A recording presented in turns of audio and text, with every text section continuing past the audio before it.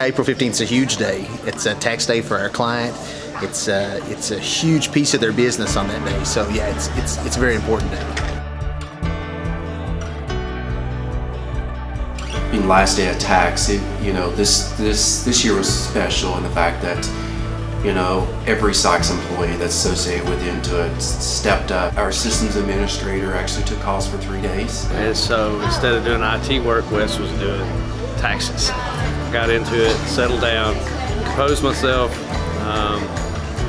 Just thought of those people that were calling in. They were just trying to get help, try to help them the best I could. It was a great thing to watch people really get in there and act as one, and nobody was worried about titles, nobody's worried about any of that stuff. It was just, what can we do to make it all better and to make the customer experience better, and so it was great to see.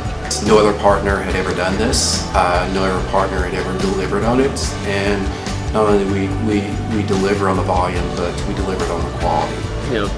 Teamwork makes the dream work is one of the mottos that we like to use, and we like to work as a team here at WISE, and that's definitely obvious the way that we work with each other.